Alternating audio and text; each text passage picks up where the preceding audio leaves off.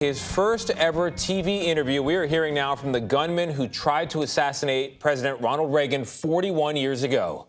John Hinckley is his name, John Hinckley Jr., and he changed the course of U.S. history in 1981 when he shot and wounded the president and 3 other people outside a Washington, D.C. hotel. He was a mentally ill 25-year-old, and after 30 years at a psychiatric facility, Hinckley's restrictions were gradually lifted, and earlier this month, a judge granted him full freedom.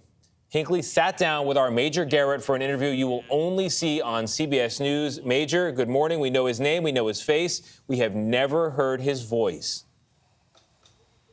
Good morning, Tony. One of the bullets that Hinckley fired ricocheted off the presidential limousine, entered Ronald Reagan's body, and lodged within an inch of the president's heart, nearly killing him. Hinckley told us he thought the president was a nice man and a good president. Those are direct quotes, but that his mental illness left him deeply divorced from reality. I went to the Washington Hilton Hotel, and he came out from giving a speech, and I was right there, and I fired shots at him, which so unfortunately hit other people too. Do you have any recollection of that feeling at that moment? No. None. I don't. It's such another lifetime ago. I can't tell you now the emotion I had, right as he came walking out. I just can't tell you that. Mostly that is something you can't remember. Right. Because you don't want to remember it. Maybe. But you're right. It's something that I don't want to remember. It was all just so traumatic. The assassination attempt sent President Reagan to the hospital for nearly 2 weeks. Paralyzed White House Press Secretary James Brady and wounded police officer Thomas Delahanty and Secret Service agent Tim McCarthy. I shot 4 people, and I'm sorry to the Reagan family, the Brady family, the other families of the victims. I'm sorry to Jodie Foster for bringing her into this. Hinckley, depressed, isolated, and delusional, was obsessed with actress Jodie Foster.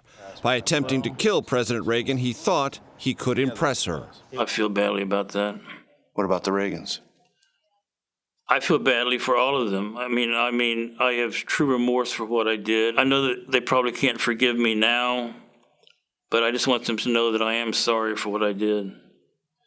Have you ever thought about what would have happened had you succeeded? Well, yeah, history would have been changed with the new president. That's it?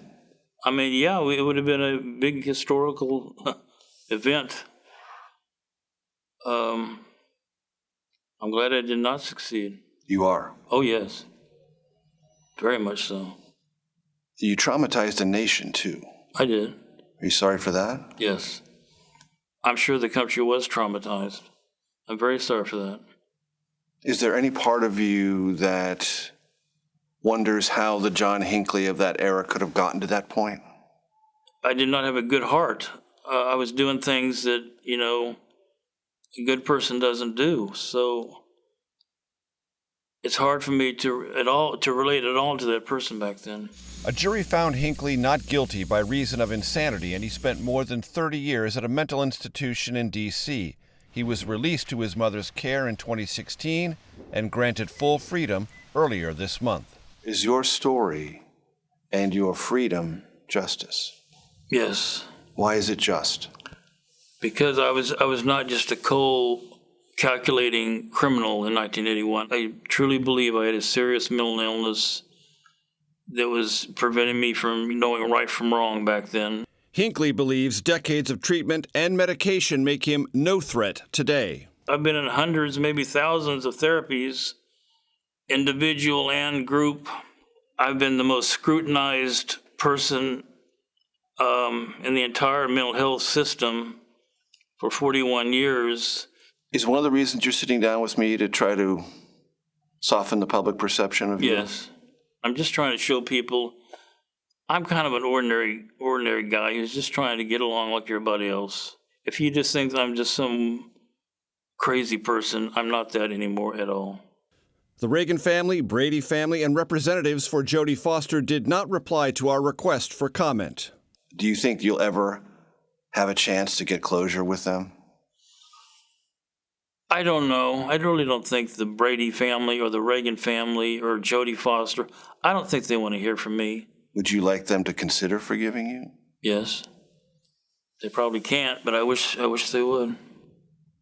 Do you want to give them a reason to? I feel terrible for what I did, and I've had remorse for many years for what I did, and if I could take it all back, I would. I swear, I would take it all back. Hinckley lives alone with his cat Theo, whom he calls his best friend. He hopes to create a career as a singer-songwriter. 3 venues had small concerts booked for Hinckley, but they were all canceled due to concerns for security, Hinckley's and the audience's.